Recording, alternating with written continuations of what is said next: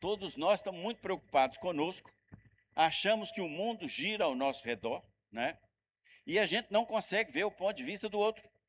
Nós não temos alguém do lado para poder falar assim, será que essa palavra que ele está dando tem algum sentido para mim? E nós estamos vivendo, então, num contexto de hiperindividualismo. Eu me basto, eu estou preocupado comigo, eu não estou preocupado com aquilo que vem ao meu redor. Então, eu crio as minhas leis, eu crio as minhas regras, e quando eu sou contrariado, eu entro em pânico e desejo mais ainda. Então, essa hipervalorização, né, ela vai trazendo, né, e dentro de nós uma consequência, né, que não considera aquilo que está fora da gente. Então, me importa aquilo que sou eu, aquilo que eu faço. E isso faz com que nós geremos intolerância. Olha aí a rede social, né? O que você fala hoje do cancelamento? Aliás, nós temos 1 milhão de amigos, não é assim? Já tinha uma música no passado, eu tenho 1 milhão de amigos. A turma mais nova não sabe o que é isso, os mais velhos sabem, né? Se não riu é para fingir aqui que é novo. Mas olha só, nós temos amigos. O que acontece hoje? Há uma cultura da beleza, porque eu tenho que ser mais bela do que o outro.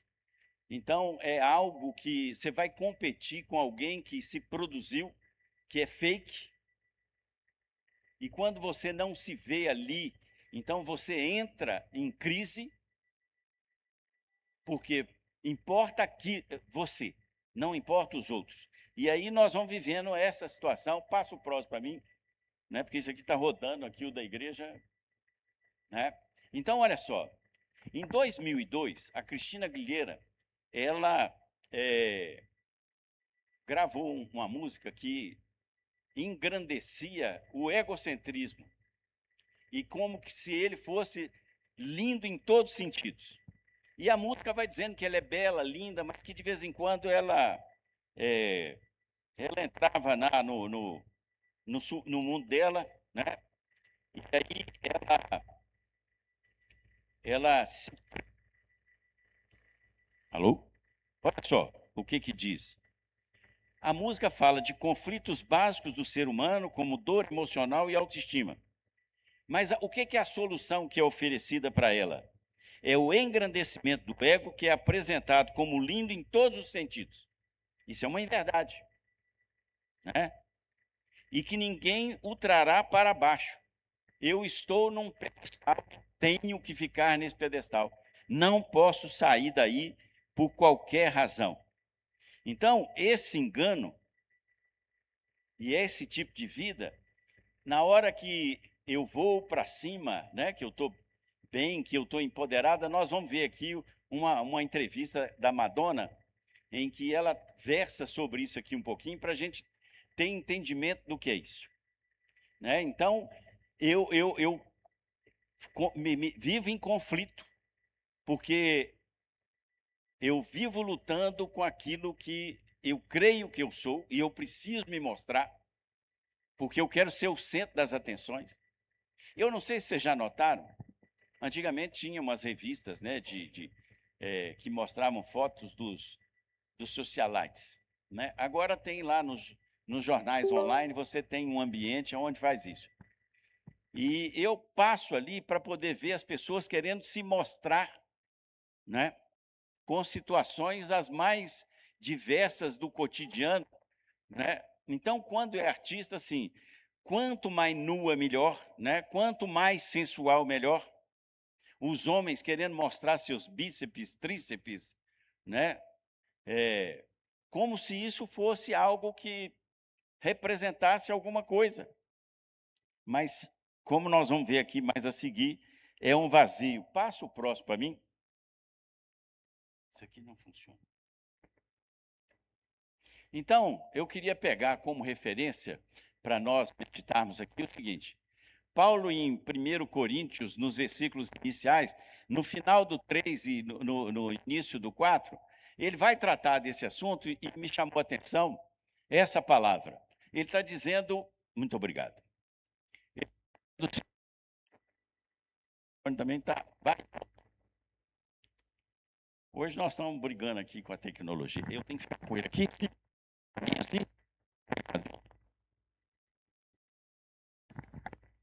No meio mais perto. Então eu que estou.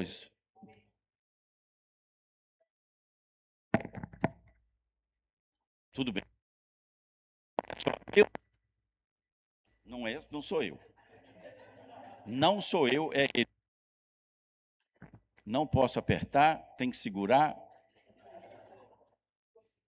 Egocêntrico esse microfone. Ou eu. Eu estou em dúvida agora. Então, meus irmãos, apliquei estas coisas figuradamente a mim mesmo e a Apolo.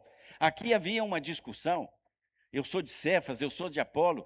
Vejam, nós queremos firmar no outro. E Paulo está dizendo aqui, olha, para que por nosso exemplo vocês aprendam isso. Não ultrapasse o que está escrito, para que ninguém se encha de orgulho a favor de um em prejuízo de outro. Nesse texto aqui, Paulo usa do grego lá uma palavra que é diferente da que normalmente é usada, e essa palavra significa, o orgulho aqui significa superinflado, inchado e distendido. Então, o que nada mais é do que aquele que é egocêntrico? Ele é inchado, ele é inflado, ele se acha. Né? Por quê? Porque ele está cheio de si mesmo. Então, é algo que ele leva. Obrigado. Glória a Deus. Então, vejam, é interessante, porque essa situação do superinflado, inchado, distendido, ela, na verdade, é a vida natural de quem é egocêntrico. Porque ele está pensado, ele só pensa nele. A vida gira em torno dele. Então, o que acontece? Nós vamos ver aqui 4 verdades dentro desse texto que a gente pode tirar do orgulho, para a gente ver a condição natural do ego humano, daquilo que nós temos que tomar cuidado conosco. A primeira delas é o egocentrismo é vazio. Vazio. Olha só. Ele não tem nada dentro dele, mas o que nós podemos considerar disso? Paulo fala que é a condição do ser humano. Então, olha, tem um vazio no meio de nós. Todo o ego que está montado fora daquilo que é o centro, que é Deus, está vazio. Se Deus não é o centro, nós vivemos num vazio existencial na nossa vida. Mesmo aqueles que não reconhecem, porque são vazios de Deus. E mais eles buscam E o que o egocêntrico faz? Ele fica tentando colocar coisas no lugar daquele que era o lugar que Deus deveria ocupar. Mas ele não encontra sentido nisso, então ele é vazio, ele não tem substância, ele não tem estrutura que o sustente. Então, a ilusão que nós temos competência sem Deus. Se nós temos essa premissa, né, nós não temos uma identidade definida na nossa vida. Porque se eu não sei quem eu sou, se eu sou vazio de Deus, eu vou continuar buscando algo que seja diferente. Então, esse vazio, ele persiste na minha vida, e é o que a gente vê aí nessas pessoas em que a gente reconhece, né? Porque tem algumas pessoas que nós entendemos que são egocêntricas. Nós nunca somos. Não é verdade? A gente nunca se acha egocêntrico. Mas a gente reconhece muitos. Mas essa condição natural passa para mim. ela é dolorida, né? Ela é dolorida, por quê? O ego chama atenção o tempo todo para ele. O egocêntrico, ele quer atenção, ele precisa de atenção, ele quer ser mimado, ele quer ser adulado, ele precisa disso. E aí, o que acontece? Esse ego superinflado, ele dói, porque ele não consegue, ele vai constantemente buscar a autoafirmação dele, porque ele nunca se sente feliz. Veja, nós caminhamos, a gente está caminhando, os nossos pés não se machucam, a não ser que você use um sapato muito pequeno, alguma coisa assim, mas naturalmente ele é natural. A mesma coisa, o sentimento não dói. O que dói é o ego da pessoa que está procurando algo na vida dela. E é por isso que o egoísta, o egocêntrico, ele vive chamando atenção para ele mesmo. Ele precisa da atenção das pessoas. Por quê? Porque ele precisa ser massageado, porque ele nunca está feliz. Ele nunca está feliz e sempre está chamando atenção para alguma coisa. É interessante, porque quando a gente vê nesse mundo aí de artista, você vê que eles procuram chamar atenção para ficar em evidência. Né? Eu preciso fazer isso. Mas ele também é atarefado. Ele tem muita coisa para ele fazer. Né? O egocêntrico, ele tem muita coisa para fazer. Né? Por quê? Ele vive na comparação, ele vive se comparando, e aí é que entra a grande crise do egocêntrico, porque ele, né, como a gente fala, ele manda sinais para ver o seguinte: como é que está o meu nível do meu ego? Tem alguém mais bonito do que eu? Quando vem essa afirmativa, vem a crise. Eu preciso, aí eu vou procurar resolver a minha vida para poder fazer alguma coisa para dar sentido a ela, para que eu me encha por algum momento, que vai se esvaziar. Né? É como o viciado, lamentavelmente, o que acontece? Ele tem um vazio que ele preenche com a droga, na hora que ela acaba, aquele barato, ele cai de novo no vazio dele, ele procura de novo, e aí vai fazendo esse constante. E a vanglória. Vanglória é buscar uma glória que é vã. Então, eu preciso ser reconhecido como algo que eu faço bem. Se não me reconhecerem, né, tem aquela pessoa que precisa se autoafirmar, alguém tem que dizer para ela, oh, que coisa boa. Se não falar com ele alguma coisa, ele vai entrar em crise. Ele precisa disso para se satisfazer. Né?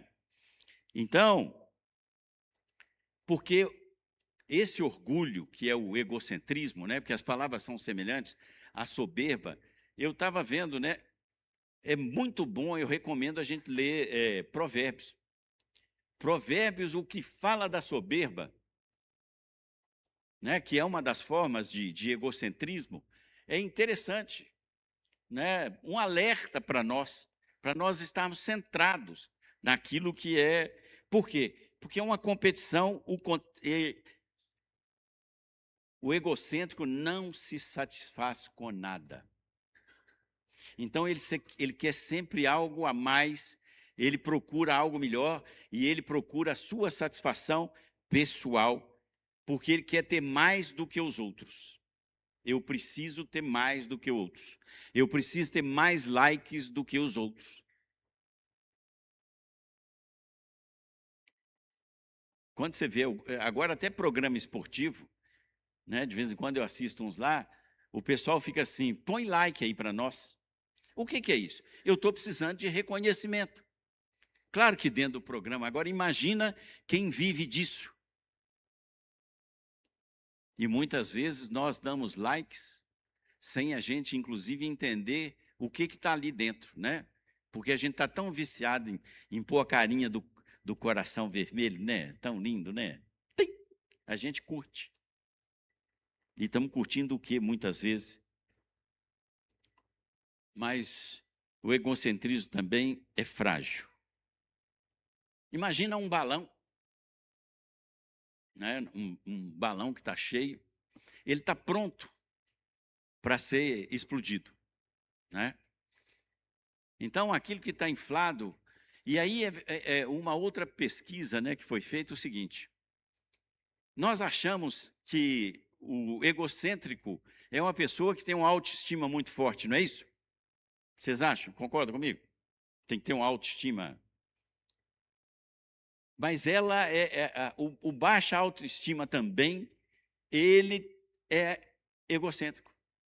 Porque muitas vezes pessoas de baixa autoestima, elas têm uma situação, a baixa estima, elas têm uma situação de que elas precisam e elas desejam buscar um reconhecimento da situação que elas vivem.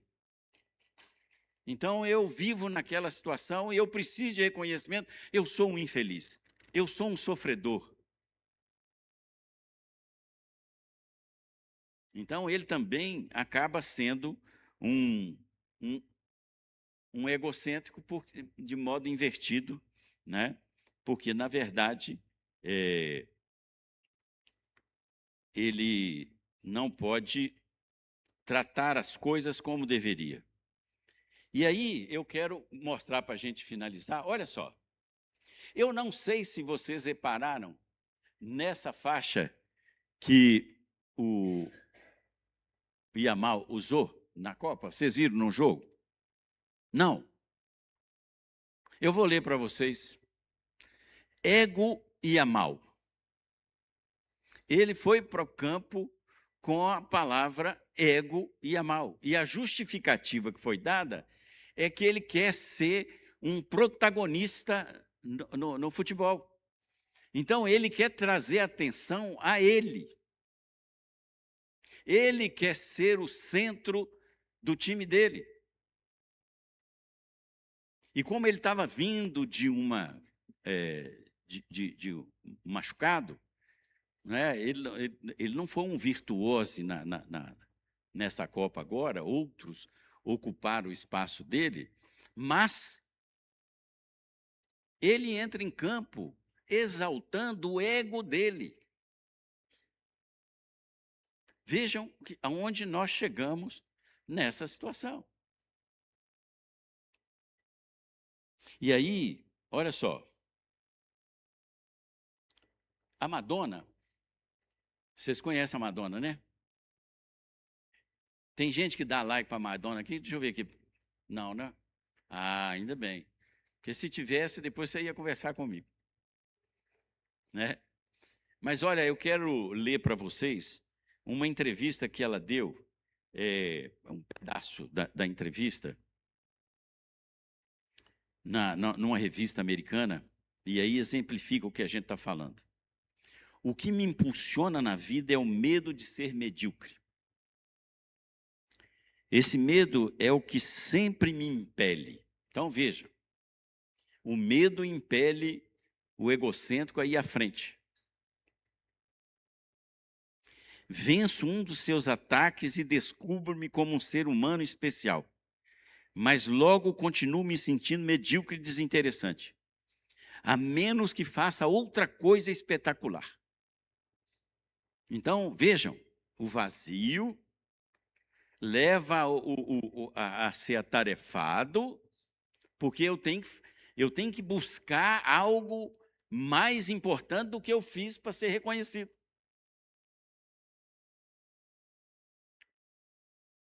Apesar de me ter tornado alguém, ainda tenho de provar que sou alguém. Minha luta não terminou e acho que nunca terminará. Temos de admitir uma coisa, aqui uma referência. Madonna se conhece, ela sabe quem ela é, né? Mas ela continua. agora tenho a confirmação de que sou alguém. Mas no dia seguinte percebo que, se não continuar avançando, então se eu não satisfizer o meu ego, eu preciso me alimentar o meu ego constantemente.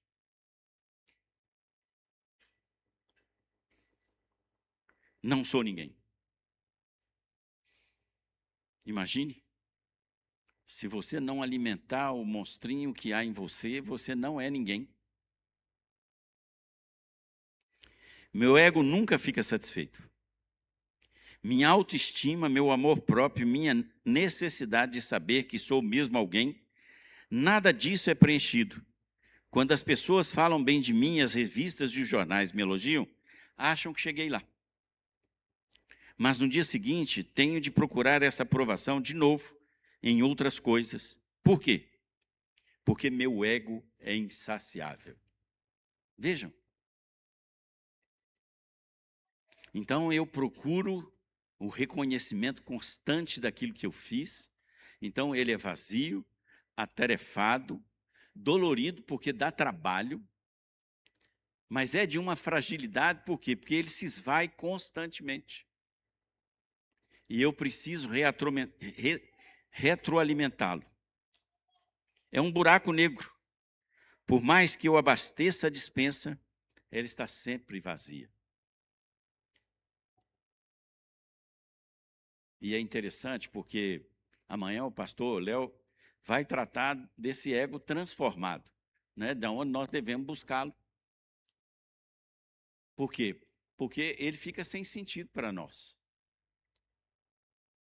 Ele fica sem sentido. Porque é algo que a pessoa vai buscando de forma insaciável e que ela mesmo diz que é um buraco que nunca tem fim. Todas as manhãs reponho vários itens, mas à noite ela está vazia. Eu me tornei alguém, mas ainda preciso ser alguém. Vejam, que coisa maluca. Ela reconhece que ela é alguém, mas ela mesmo acha que ela precisa ser alguém. Então, o egocentrismo, ele não traz para nós satisfação.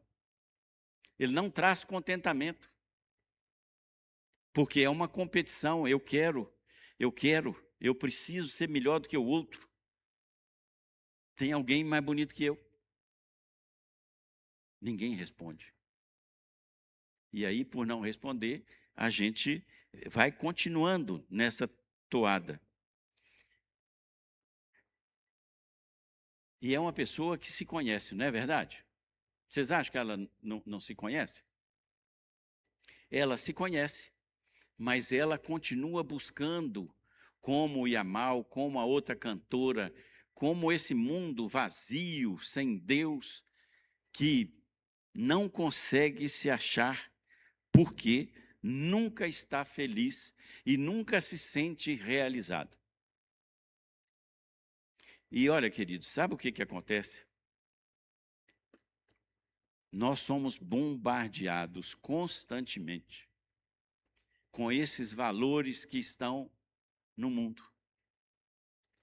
Essa cultura que traz para nós, né? Você, não importa como, mas você pode até pisar na cabeça do outro. Você precisa ter alguém, você tem valor e tem valor. Mas qual é o valor que nós temos? É o valor da futilidade? De ver alguém numa mídia social mais bonita do que eu? E aí eu quero buscar aquele perfil, ou aquela luta inconstante com a beleza, né, com a ditadura da beleza que me faz com que não custe o que custar, eu tenho que estar. O que os outros vão dizer de mim?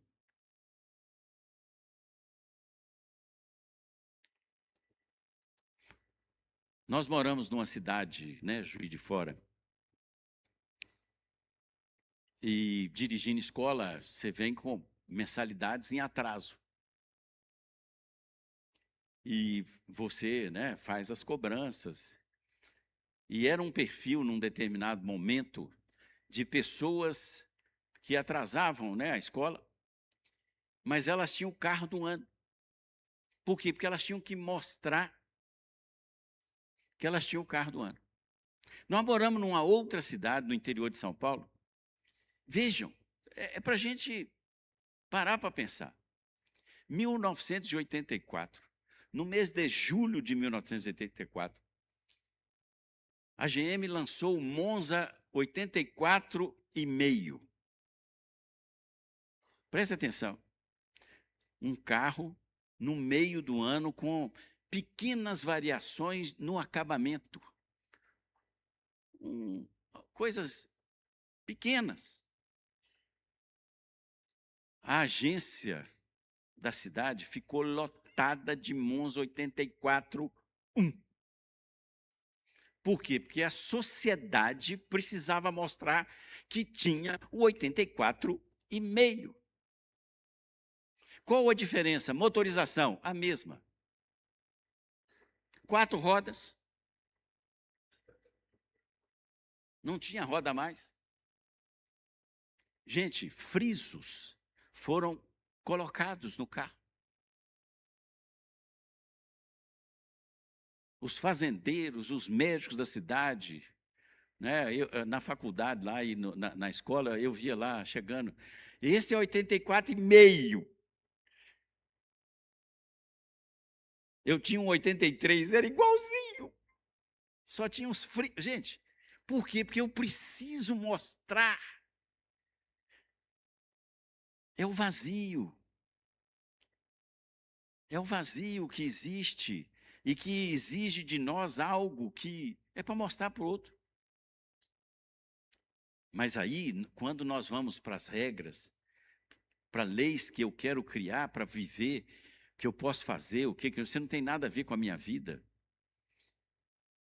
Então, o chamamento nosso nós precisamos parar para ver como nós estamos nessa situação, porque eventualmente pode ser que nós tenhamos que pensar em que áreas da minha vida meu ego busca ser preenchido, comparado ou reconhecido.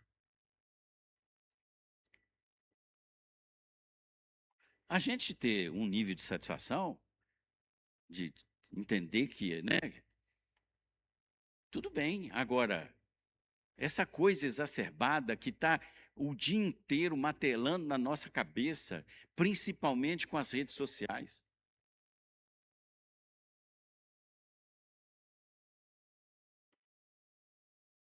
E aí nós vamos nos comparar com essas pessoas. Nós somos filhos do Altíssimo. Né? Você vê, a Madonna, né, popstar, tá? Mas ela tem um vazio na alma que não vai ser preenchido. Então, ela quer ser melhor todo dia, não importa como. É esse o padrão que está sendo apresentado para nós e nós devemos lutar contra ele. Esse é o desafio. Esse é o desafio que nós temos, né, de lutar contra esse modelo que está sendo colocado para nós. E nós dizemos para ele: não, eu não tenho nada vazio em mim. Nós temos vazio? Você tem vazio? Não. Jesus preencheu o vazio que existia em mim. E eu creio que ele preencheu o vazio que você tinha. Nós somos plenos. Nós somos plenos no Senhor. Então, o desafio para nós é a gente tomar cuidado com aquilo que esse padrão vem sendo apresentado para nós. Porque o outro tem. Eu não sou o outro.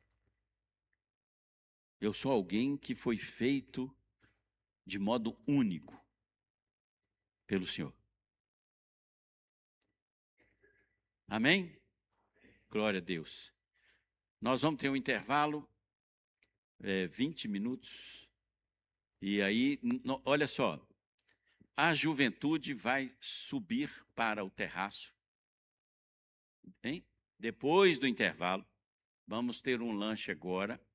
E aí, depois os casais, né, os adultos ficarão aqui e nós, os jovens, subiremos. Gostaram? Gostou? Ninguém gostou. Deus abençoe.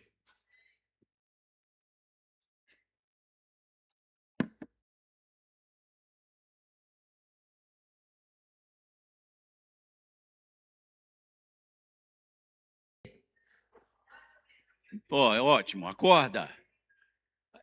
Acorda, tu que dormes. Ô povo de Deus, aqui, a juventude subiu. Vão aproxegar para cá? Vão chegar mais pertinho? Tá? Queridos, juventude, vocês vão estar no terraço hoje. Tem o tema para a juventude, no mesmo assunto, está sendo ministrado lá no terraço. E aí eu queria convidar você. Joãozinho, me ajuda, Joãozinho. Fica aqui pertinho de mim, aqui, João. Oh, João.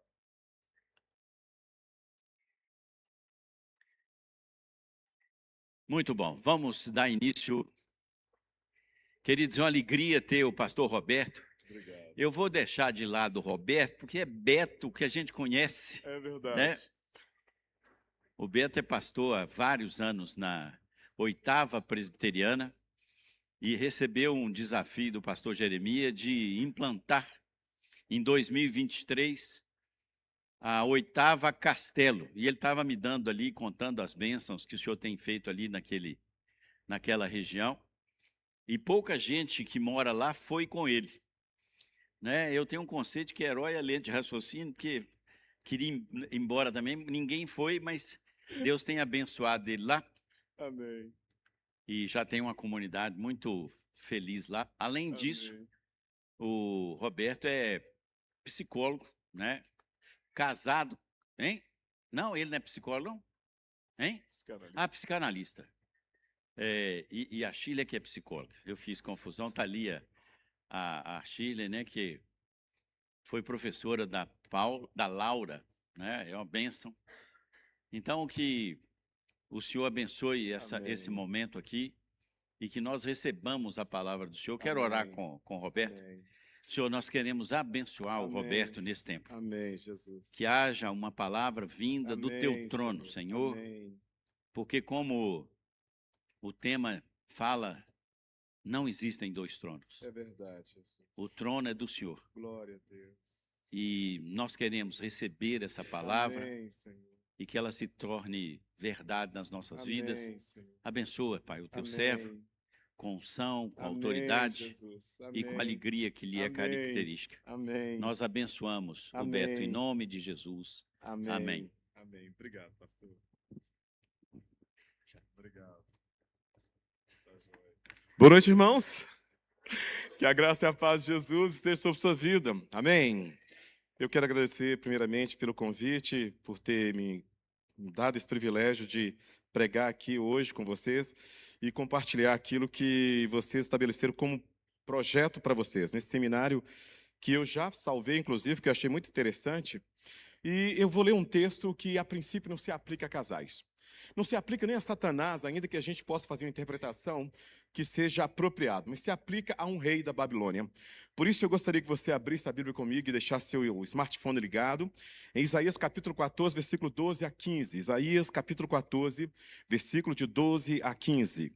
Esse é o texto que eu vou usar como base para a gente tratar do tema de hoje: dois tronos, um lar, o egocentrismo que divide o que Deus uniu. Dois tronos, um lar, o egocentrismo que divide o que Deus uniu. E o texto, então, de Isaías capítulo 14, versículo 12, diz assim: veja como você caiu do céu, ó estrela da manhã, filho da alva. Veja como você foi lançado por terra, você que debilitava as nações. Você pensava assim: subirei ao céu, exaltarei o meu trono acima das estrelas e me assentarei no monte da congregação, nas extremidades do norte. Subirei acima das mais altas nuvens e serei semelhante ao Altíssimo. Mas você descerá no mundo dos mortos, no mais profundo do abismo, conforme o texto sagrado. Eu quero concluir mais duas leituras, porque eu vou fazer uso delas. Mateus capítulo 19, versículos 4 a 6. Mateus 19, versículo de 4 a 6. Eu vou ler para a gente ganhar tempo. Diz assim: vocês não leram que o Criador desde o princípio os fez homem e mulher, e que disse: por isso o homem deixará o seu pai e a sua mãe e se unirá à sua mulher, tornando-se os dois uma só carne. De modo que já não são mais dois, porém uma só carne. Portanto, que ninguém separe o que Deus ajuntou. E para concluir, Filipenses capítulo 2, então. Filipenses capítulo 2, versículo de 3 a 9. É um texto mais longo, mas eu farei numa velocidade 1.5 aqui, para a gente chegar lá. Não faça nada por interesse pessoal ou vaidade, mas por humildade. Cada um considerando os outros superiores a si mesmo. Não tendo em vista somente os seus próprios interesses, mas também os dos outros. Tem entre vocês o mesmo modo de pensar de Cristo Jesus, que mesmo existindo na forma de Deus, não considerou ser igual a Deus, algo que deveria ser retido a qualquer custo. Pelo contrário, ele se esvaziou, assumindo a forma de servo, tornando-se semelhante aos seres humanos, e reconhecido em figura humana, ele se humilhou, tornando-se obediente até a morte, e morte de cruz.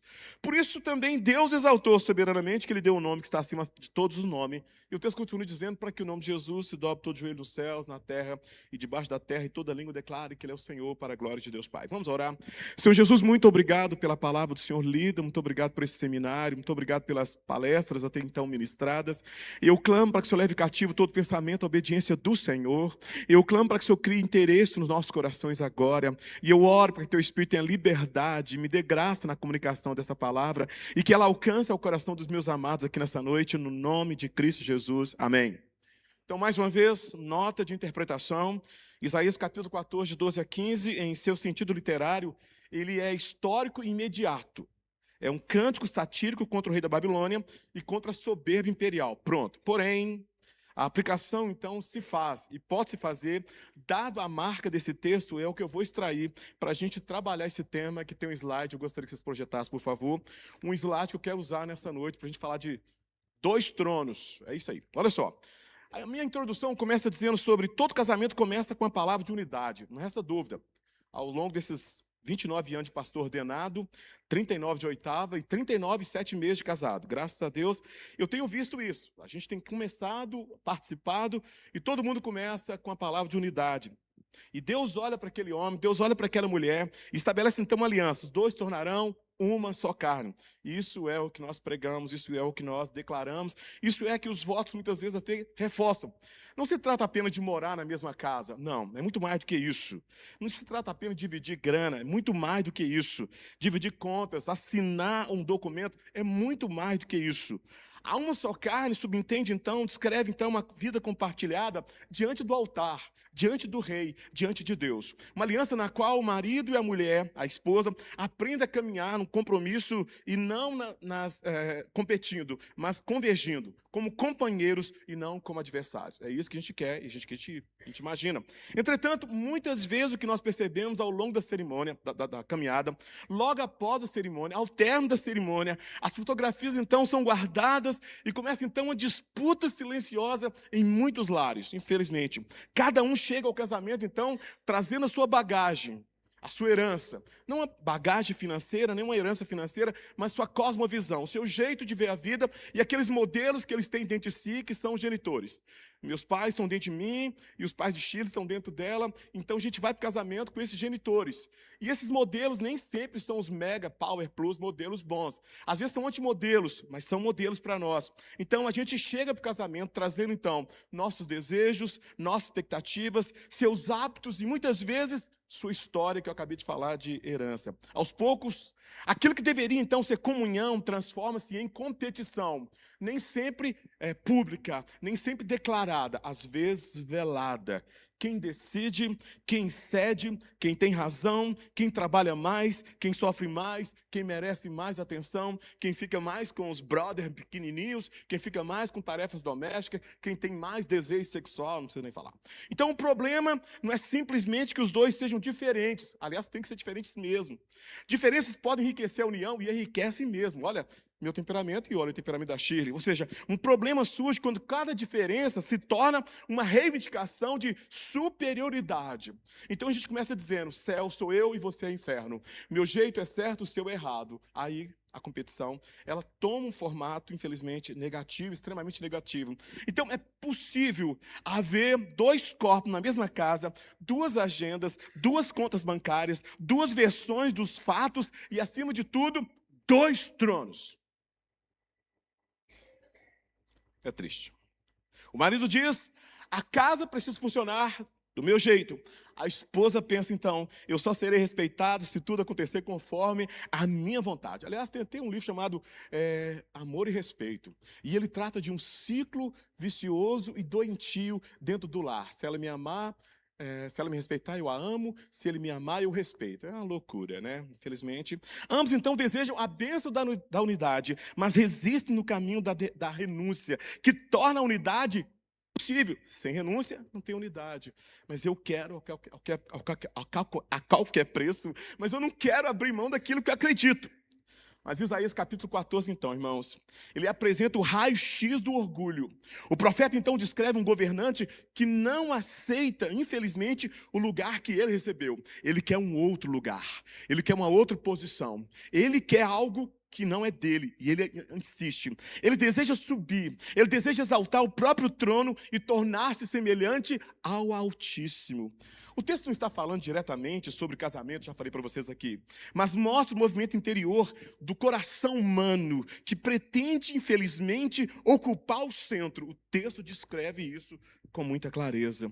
Quando esse movimento, então, entra no lar, a aliança, infelizmente, que era boa, ela começa a ser corrompida. Infelizmente, ela começa a ser corrompida. Mas a pergunta, então, dessa mensagem não é quem é culpado pelo conflito. A pergunta deveria ser, que trono eu estou tentando preservar? Então, o primeiro ponto que eu quero tratar nessa noite, diante desse grande tema, é a arquitetura oculta do egocentrismo. E o texto diz, e ele mostra para nós, e ele tenta destruir isso, quando ele diz, tu dizias no teu coração. Tudo começa no coração. Tudo brota do coração, ainda que eu não verbalize, ainda que eu não materialize, ainda que eu não toque nem realize, o negócio começa dentro do coração. A Bíblia já fala sobre esse coração. Isaías, então, não começa descrevendo uma guerra visível, não. Ele começa tratando de algo subjetivo. Ele não trata de um decreto, ele não trata de uma batalha. Ele começa revelando uma conversa secreta. Tu dizias no teu coração. E é isso que acontece conosco. Nós então maquinamos, nós pensamos, nós damos vazão muitas vezes aos nossos pensamentos, citando Red Bull, e a gente então começa a dar asa à imaginação, e de repente aquele pensamento toma forma de várias maneiras. Antes de o orgulho aparecer nas palavras e nas atitudes, ele é construído dentro da alma, lá no privado, lá no secreto. Claro que eu não estou tratando das causas, eu estou falando já agora como é que essas causas se manifestam em sintomas, infelizmente. A queda pública foi precedida por uma manifestação, uma ambição, um diálogo, um monólogo privado. Começa lá dentro da alma, dentro da gente. Então o coração, na linguagem bíblica, irmãos, não é apenas o lugar de emoções, pelo contrário, é o centro da pessoa, centro dos pensamentos, centro dos desejos, centro das decisões, centro das intenções. Se tudo brota lá, é a partir de aqui, você lê Provérbios, você conhece muito bem. Do coração, então, emana as saídas da vida. Então, o tirano do texto não caiu somente porque fez coisas erradas. Ele caiu porque passou a desejar uma posição que não lhe pertencia. Interessante que o texto já fala da queda, antes mesmo de descrever os intentos dele. Versículo 12 fala, tu foste lançado. Depois descreve os intentos dele. A soberba nasceu na maneira como ele interpretava a própria vida diante de Deus. Eu quero ser, eu subirei, eu colocarei. O mesmo ocorre no casamento. A crise raramente começa no grande dia da discussão. Não.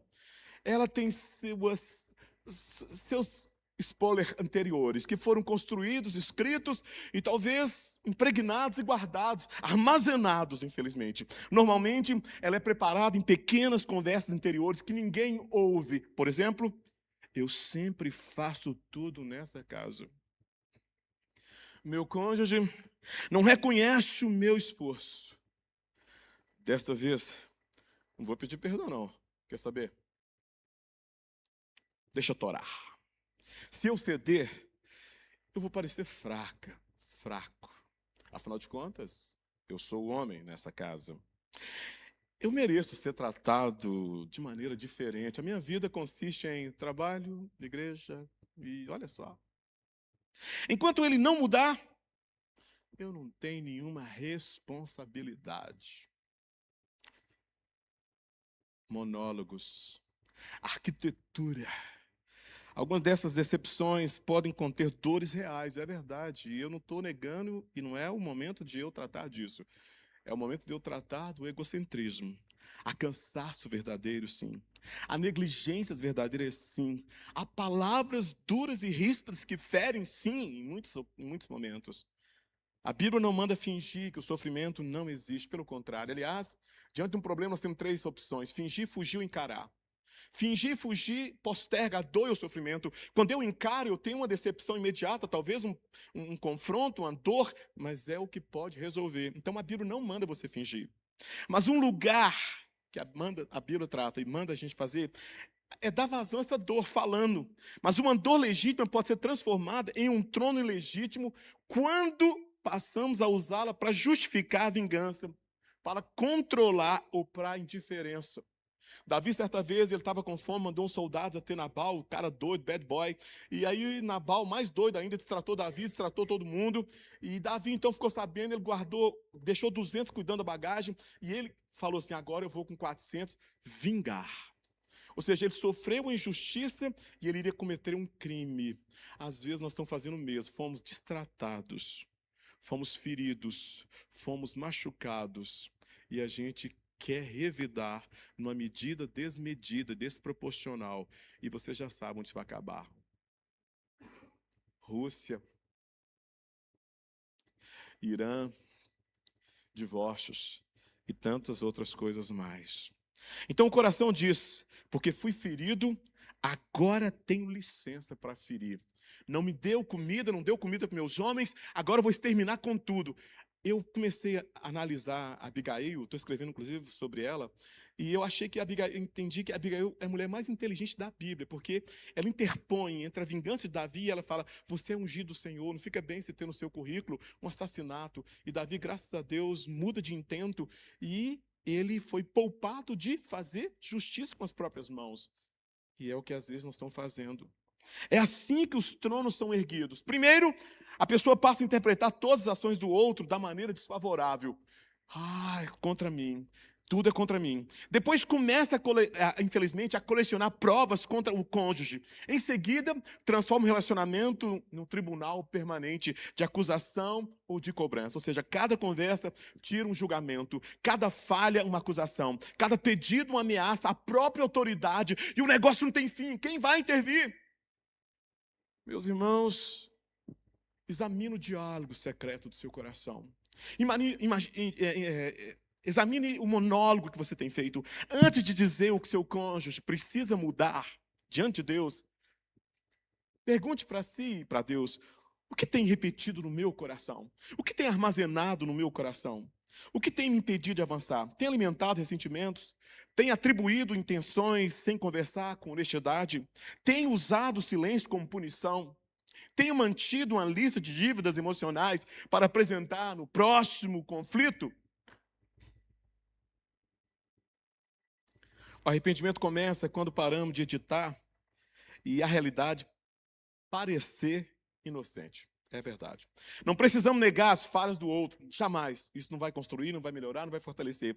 Mas precisamos reconhecer as nossas falhas. Não negue as falhas do outro, não finja. mas você precisa reconhecer as suas próprias falhas.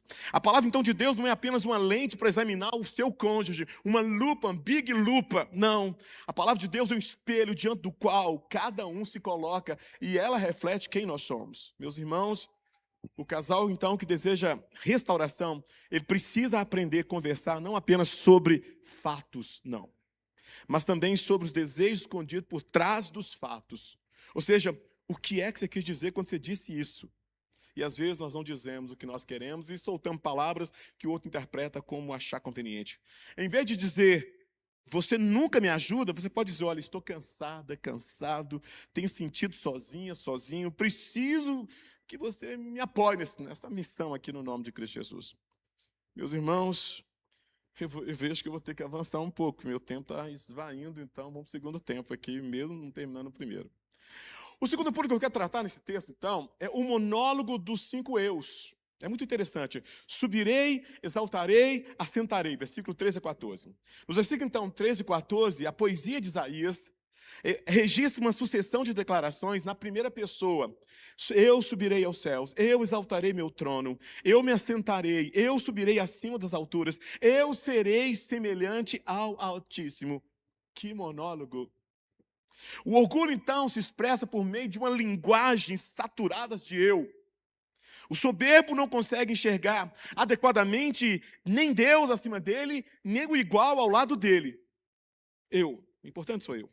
Então, essas 5 declarações podem ser compreendidas como 5 movimentos egocêntricos dentro do próprio casamento. Primeiro, subirei aos céus. O coração orgulhoso não aceita limites. O céu é o limite. iCloud. No casamento, isso aparece quando uma pessoa considera qualquer orientação, correção, negociação, intervenção, palavra, uma ameaça à sua liberdade. Já viu você? Ela quer os benefícios da aliança sem aceitar a responsabilidade da aliança. A segunda frase, eu exaltarei meu trono, como é que ela se manifesta no casamento? Não basta ter uma opinião, é preciso que agora a minha opinião prevaleça. Aliás, vou fazer de tudo para convencer. Tem que ser assim. Não basta participar de decisão, é preciso controlar o resultado.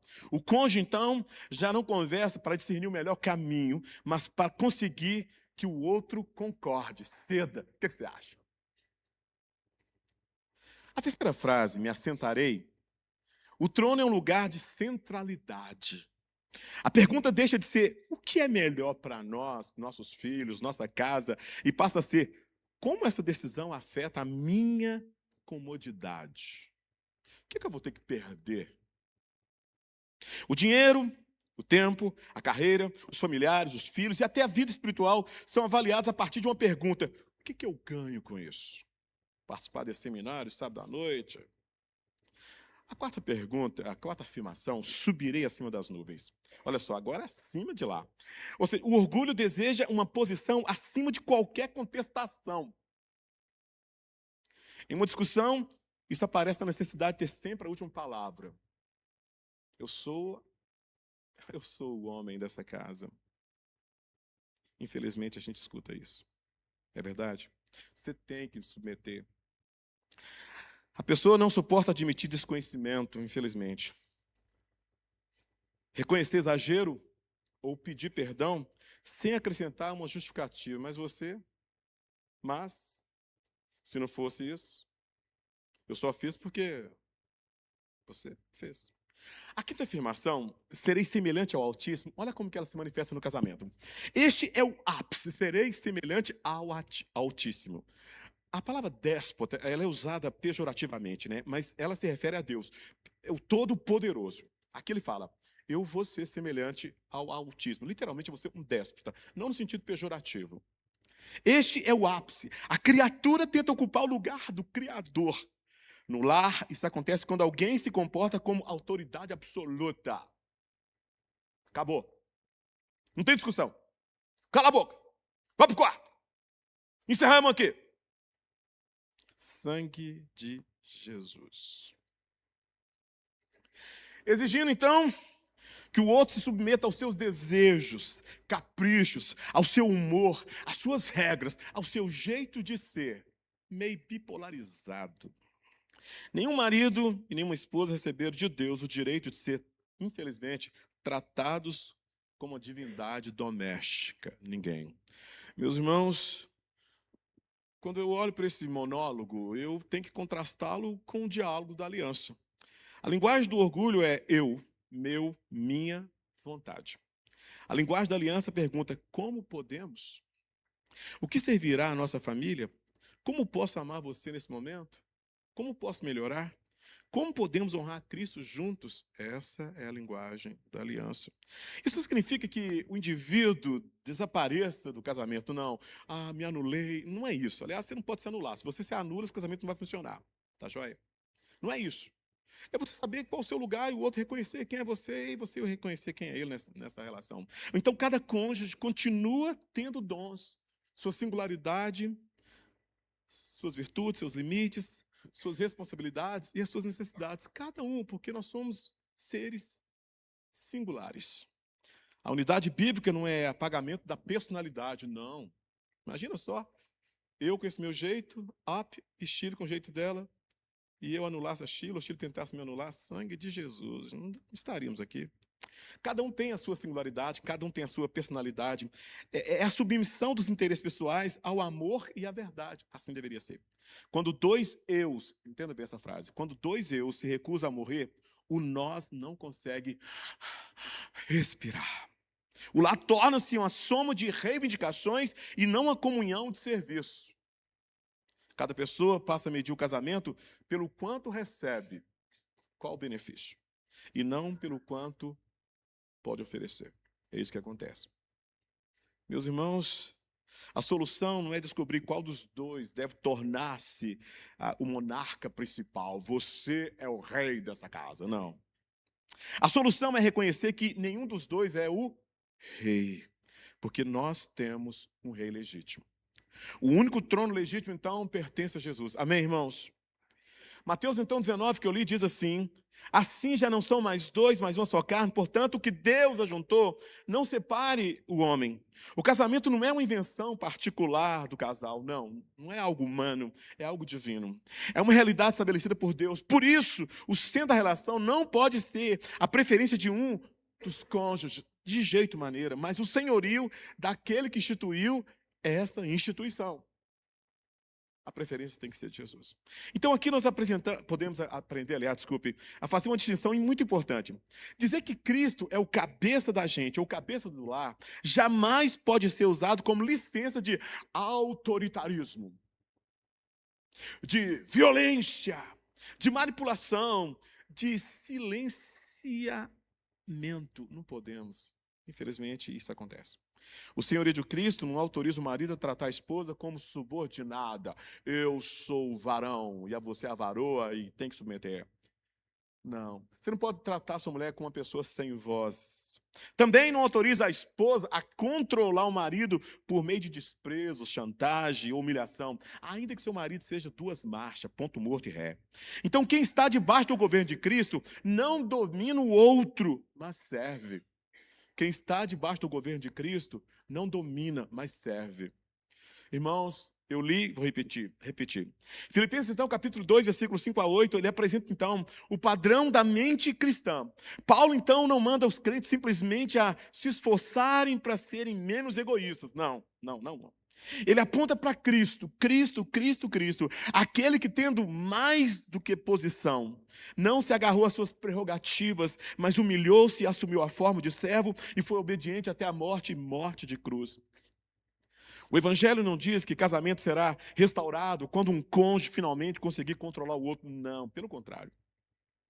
O Evangelho diz que ambos precisam olhar para cruz, olhar para o Rei dos Reis, olhar para aquele que, sendo todo-poderoso, o déspota, ele se humilha. Filipenses fala sobre isso.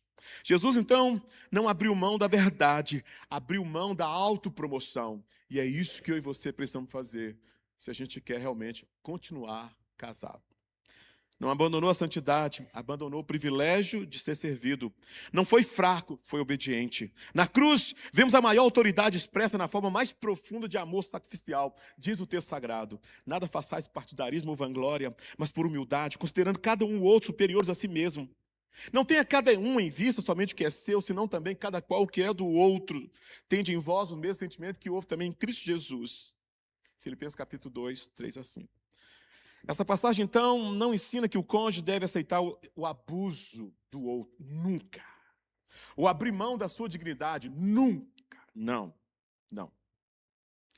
Essa passagem ensina que o amor cristão não é governado pela autopreservação egoísta. Não.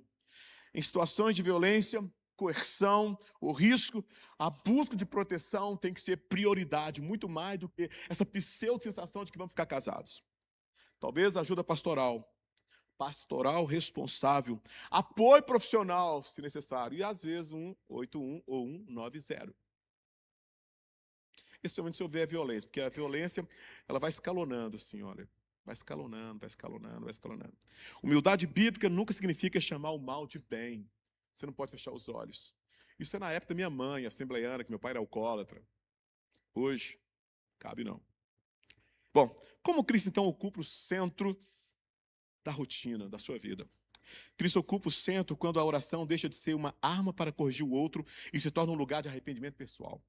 Cristo ocupa o centro quando o casal aprende a dizer, perdoe-me, sem acrescentar, mas você, né?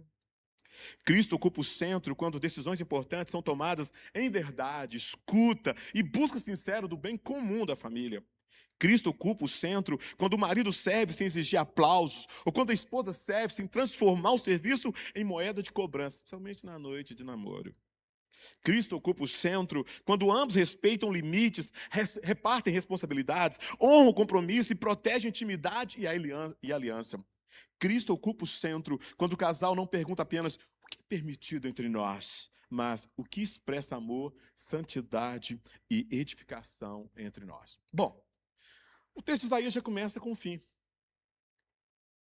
O abismo. Da cúpula do abismo ao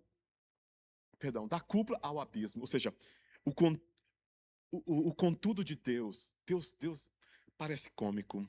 Versículo 12 a 15 fala sobre isso. A estrutura do poema, então, é marcada por uma inversão dramática. O soberbo diz, subirei, exaltarei, construirei, serei, colocarei. Mas o Todo-Poderoso declara, contudo, o Sheol será o seu destino. Você vai ser lançado no Sheol, no inferno. Meus irmãos, é isso que está acontecendo com nossos casamentos. Infelizmente. O orgulho promete ascensão, mas produz queda. Promete liberdade, mas termina em escravidão aos próprios desejos. Promete força, mas produz isolamento. O versículo 15, então, de Isaías 14, não é apenas uma ameaça distante, algo que só lá na escatologia, que seja pós, ou... tem tantas. Amilenista, pós, pré e pós. Não. É algo presente. O versículo 15 não é para o futuro. Ele revela a consequência inevitável de uma vida organizada em torno do seu próprio trono. Talvez não é isso que está acontecendo na sua vida. Quem exige estar acima de todos acaba separado de todos. O soberbo pode conquistar obediência externa, mas não consegue produzir amor. Olhe para suas relações. Pode vencer discussões, mas perde confiança. Pode impor silêncio, mas não constrói intimidade. Vale a pena, sim. É temido, mas não é respeitado. É triste. No casamento, a queda costuma acontecer em etapas. Vejamos quais são. Primeiro, a conversa diminui. Depois, a vulnerabilidade desaparece. Já não falo das minhas fraquezas. Em seguida, o casal passa a funcionar apenas como uma equipe administrativa. Nossas contas, filhos, compromisso e tarefa, mas nenhuma comunhão profunda, ainda que tenha sexo. Por fim, surge o abismo emocional. Vivem juntos, mas já não caminham juntos. E não me refiro da minha casa até a igreja. É importante, então, dizer que essa consequência não deve ser usada como uma previsão automática, como condenação de todo casal em crise. Não, necessariamente não. Eu quero dizer para vocês que Existem 7 grandes áreas de conflito, e eu já peguei gente com as 7. Comunicação, vida sexual, vida financeira, tarefas domésticas, criação de filhos, família de origem e violência patrimonial, psíquica, emocional, sexual, física. Já peguei gente com tudo isso aí. E gente que saiu bem. E eu mesmo, Chile, já passando por muitas dessas áreas ao longo desses 39 anos, 7 meses. Isso também. Então, isso aqui não é uma previsão. Dá para resolver? Dá. Irmãos, há casamentos que enfrentam sofrimentos, doenças, desemprego, luto, diferenças internas e outras provações sem que o problema seja simplesmente o egoísmo. Mas o tema é egoísmo. E eu não vou deixar, não vou sair dele e vou continuar nele. Então, o ponto bíblico é outro. Quando o orgulho é protegido, quando o orgulho é alimentado, ele inevitavelmente corrói a comunhão. E o abismo é certo. Uma discussão conjugal pode terminar de 2 maneiras. Vejamos. Um pode ganhar o argumento, sentir-se vencedor, impor a sua vontade, conseguir a última palavra, infelizmente. Porém, se o preço dessa vitória foi humilhar o outro, o casamento inteiro perdeu. Em uma aliança não existe verdade, infelizmente, eu tenho que dizer isso para vocês aqui. Em um casamento não existe verdadeira vitória quando a vitória de um exige a destruição do outro. Quem vai celebrar com você? Quem vai subir no pódio com você? Quem vai estar no pole position para 2, né, com você? Qual o caminho do retorno? O caminho do retorno começa com a interrupção da escalada. Eu. Em vez de responder imediatamente, o cônjuge pode dizer: eu estou muito alterado e não quero ferir você agora. Vou interromper. Preciso de alguns minutos para me acalmar. Mas voltarei e nós vamos terminar essa conversa de forma equilibrada. Em vez de abandonar o assunto, infelizmente, indefinidamente, o casal marca um horário para o retorno, para a conversa, para a pauta novamente. Em vez de apresentar uma lista de acusações, cada um escolhe um fato, descreve o impacto e formula um pedido claro. Aí sim, nós vamos evitar o abismo no nome de Cristo Jesus. Meus irmãos, a reconciliação também exige restituição. Às vezes nós fazemos confissão ao invés de pedir perdão. Isso é o mais certo, fazer confissão. Mas às vezes temos que fazer também confissão e reparação. Se a gente quer, de fato, destruir esses tronos e erguer um trono para Jesus. Se houve uma palavra cruel, dura, toda vez que você fizer alguém chorar, sofrer, e não precisa ter lágrimas, toda vez que você causar dor em alguém, você deveria fazer uma confissão e se empenhar para fazer uma reparação. Desculpa por coisas banais, coisas insignificantes, isso é desculpa. Mas se gerou sofrimento, você deveria fazer uma confissão e também uma reparação no nome de Cristo Jesus.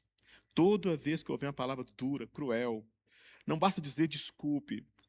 Se você se sentiu mal, não, nada disso. É necessário reconhecer o que foi feito. Eu falei com desprezo, eu fui ríspido, eu fui áspero, eu fui insensível, fui indelicado, e qualquer adjetivo que tiver que usar, se for necessário, use. Em alguns casos, a restauração requer também acompanhamento pastoral, sim, intervenção profissional, especialmente quando existem padrões antigos, repetitivos, traumas, recalques, dependência ou violência. Eu aprendi há muito tempo, toda vez que você conviver com algo que é cíclico, não basta só confessar. Confessa, peca, coloque alguém no circuito, busque ajuda, peça intervenção. O orgulho deseja uma solução instantânea, que preserva a reputação, que ninguém saiba, é algo nosso, é algo privado, é algo do nosso casamento, mas a graça aceita um processo de verdade, arrependimento, aprendizado e também perseverança. Meus irmãos, vocês estão percebendo que estou na velocidade 1,5. O Evangelho, obrigado, ele não apenas derruba tronos, o Evangelho, ele forma servos. E é isso que a mensagem da cruz oferece para nós. A mensagem cristã não termina com pare de ser egoísta, isso é moralismo. Se terminasse aí, nós teríamos apenas o que eu acabei de falar, moralismo. E às vezes nossas mensagens são moralistas. O coração humano pode trocar um egoísmo evidente por um egoísmo religioso. Nós sabemos disso também. Vou ceder para mostrar que sou mais espiritual. Vou servir, mas quero que reconheçam. Vou pedir perdão para que o outro fique em dívida comigo. Precisamos de mais do que novas técnicas de comunicação. Nós precisamos de uma nova disposição interior, produzida unicamente pela graça do Redentor. Somente a cruz, revela simultaneamente a gravidade do nosso pecado e a profundidade do amor de Cristo. Somente a cruz, eu preciso olhar para a cruz. Na cruz, o orgulho é desmascarado e o pecado também é desmascarado. Olha que interessante. Na cruz, o orgulho e o pecado são desmascarados, mas o pecador ele é recebido. Ali, não precisamos defender uma imagem perfeita. Deus nos conhece. Podemos confessar a verdade, porque nós vamos encontrar perdão. A união com Cristo muda o modo como o casal lida com os conflitos. Olha, meus irmãos, presta atenção, olha para cá, por favor. Se você não me ouviu até agora, me ouça. Quanto mais espiritual, mais bíblico eu vou pensar e, consequentemente, eu vou agir. Quanto menos tempo com Deus, mais o velho homem vai prevalecer, vai. O que nos leva ao pecado pode ser qualquer tipo de pecado. Vou imaginar que você tem um calcanhar de Aquiles e sua mulher não tem relação sexual com você e você fala, pô, preciso ter sexo. O que nos leva ao pecado não é a falta, é a baixa espiritualidade. Jesus estava com falta de seguidores, falta de fama, falta de grana, falta de rango, falta de tudo, mas ele entra no deserto, Eireme, território do inimigo, cheio de Deus. O que nos leva ao pecado não é a falta, nem a pressão do outro, que Satanás também estava lá, mas é a ausência de Deus. A baixa espiritualidade. Então, quando nós estamos cheios de Deus, cheios da palavra de Deus, não cheios de igreja, não cheios de seminários, a gente consegue viver para a glória de Cristo Jesus, no nome dEle, para a glória dEle. Então, o cônjuge não precisa obter valor vencendo o outro, porque sua identidade está segura em Jesus. Deveria. Já não precisa exigir que o outro satisfaça todas as suas necessidades, porque aprende a receber de Deus a graça necessária para amar e para viver. Já não precisa usar o passado como instrumento de controle. Você lembra? Sangue de Jesus nesse trem, viu? Pode praticar o perdão. Sim, sem negar a necessidade de sabedoria e de limites. Ser servo no casamento não significa fazer tudo sozinho. Aceitar desrespeito, abandonar a responsabilidade. Não, você tem que confrontar o pecado, sim, e chamar para o outro participar com você no nome de Jesus. Significa colocar o amor acima da autopromoção, a verdade acima da aparência e a aliança acima da conveniência momentânea. Meus amados, eu estou chegando ao final. Eu tenho 5 minutos. Primeiro, uma aplicação aqui para nós, que eu acho interessante e pertinente, que eu não posso abrir mão dela, não posso mesmo. Primeiro, cada cônjuge deve fazer um exame pessoal diante de Deus. Não é conclusão ainda não, tá bom? Em oração, complete essa frase. Meu trono aparece no casamento quando eu... Não escreva o que o outro precisa mudar. Escreva o que Deus está mostrando para você. Segundo, conversem sobre uma área em que o eu tem sufocado o nós. É money, tempo, tarefas domésticas, intimidade, filhos, família de origem, correria, o uso das telas. Cada um deve falar por alguns minutos sem ser interrompido. O outro deve repetir o que entendeu antes de responder. Terceiro, pratique um ato de serviço que não seja anunciado nem cobrado, apenas algo espontâneo. Eu vou surpreender o outro. Pode ser assumir uma responsabilidade, pode ouvir com atenção, preparar uma super, mega, max, power plus refeição, acompanhar o cônjuge em uma necessidade ou simplesmente oferecer presença sem distração. O objetivo não é comprar afeto, mas exercitar a mente de Cristo. Quarto, estabeleça uma conversa de reconciliação. Cada um deve confessar uma atitude específica, pedir perdão e formular uma mudança observável. E se não conseguir dizer, eu vou buscar ajuda. Irmãos, promessas vagas raramente produzem transformação correta. Em vez de vou melhorar, diga, quando estivermos discutindo, não levantarei a voz. Se eu me exaltar, pedirei uma pausa e retornarei a conversar de maneira educada e equilibrada. Quinto lugar, orem juntos, não apenas para que Deus mude o outro, o inferno é o outro, mas para que Deus forme Cristo em ambos. Uma oração simples pode ser, Senhor Jesus, derruba em nós os tronos que competem contigo. Ensina-nos a falar a verdade em amor, a pedir perdão com sinceridade e a servir um ao outro sem buscar glória. Agora sim, vou para a conclusão, em 2 minutos. O texto diz no versículo 14 sobre isso: 2 servos diante de um só rei. Isaías 14, então, nos mostra a trajetória do orgulho. Ele começa no coração, transforma-se em um monólogo de eus, busca elevar-se acima de todos e termina onde? Na queda. Aplicado ao casamento, o princípio é claro. Quando marido e esposa fazem de si mesmos o centro, a união que Deus estabeleceu é lentamente dividida. Surge um fosso, ainda imperceptível, mas surge um fosso entre eles. Mas o Evangelho, então, anuncia uma esperança maior do que a nossa capacidade de melhorar. Por isso que eu sempre reforço o Evangelho. Existe um rei que não se agarrou ao trono, mas desceu para salvar. Existe um Senhor que não veio para ser servido, mas para servir e dar sua vida em resgate de muitos. Existe uma cruz onde o nosso orgulho pode ser confessado, julgado e substituído pela humildade de Cristo, sim. Portanto, não saia desse seminário pensando apenas em quem precisa ouvir. Não. Pergunte: Senhor, de que trono preciso descer? Talvez seja o trono da razão, do controle, da vitimização, muito comum entre as minas, da superioridade, do silêncio punitivo, muito comum entre ambos, ou da exigência constante de ser servido, muito com muitos brother. Coloque esse trono aos pés da cruz. Casamentos felizes não são constituídos por 2 reis disputando o comando, não. São edificados por 2 pecadores, alcançados pela graça, 2 discípulos que aprendem a servir e 2 cônjuges que se submetem juntos ao Rei dos Reis, Senhor dos Senhores, Jesus Cristo. Não há espaço, irmãos, para 2 tronos em um lar consagrado a Deus, mas há graça o suficiente para 2 corações que se ajoelhem diante do Rei dos Reis. Eu quero levá-lo agora. Olha só, eu tenho 25 segundos, é de Deus, meu, só Deus. 25 segundos, 19, é bênção. E eu não usei os 50, tá? Eu programei 45, porque eu tinha esse apelo para fazer agora. Eu quero convidar você diante daquilo que você ouviu. É singular, não é o seu cônjuge, é você. O que vai mudar a sua vida não é o que você ouviu. O que vai mudar a sua vida não é o que você tem ouvido. O que vai mudar a sua vida é o que você decidir fazer com aquilo que você tem ouvido. E certamente você tem ouvido sobre esse egocêntrico refletido no espelho, nesse eu.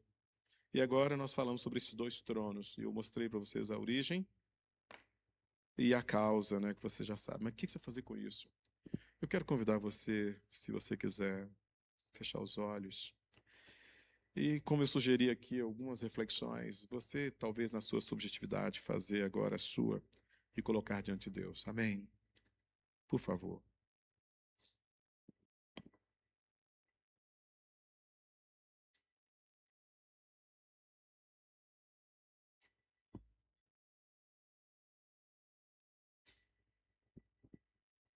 Jesus, muito obrigado, porque a mensagem da cruz é uma mensagem de esperança que nos capacita a melhorar. Jesus, obrigado, porque o Senhor é o Rei de fato, o Rei dos Reis. E eu peço que o Teu Espírito nos convença de que nós precisamos submeter o Teu governo. Obrigado, Jesus, porque existe apenas um Senhor que não veio para ser servido, mas para servir e dar sua vida em resgate de muitos. Obrigado, Jesus, porque existe uma cruz onde o nosso orgulho pode ser confessado, julgado e substituído pela humildade. Portanto, eu clamo para que o Senhor mostre para cada um ouvinte o trono que ele precisa descer. E eu te agradeço por esse seminário, por essa iniciativa da liderança da igreja, de provocar essa reflexão no coração dos casais. Eu oro para que o Senhor ministre a juventude agora também. E que nós possamos sair daqui agora leves, livres, olhando para Jesus, amando, perdoando, dando suporte para o outro, despindo da velha roupa daqui de baixo e revestindo-nos das roupas do alto, como cidadãos dos céus. Em nome de Jesus. Amém. Obrigado, irmãos.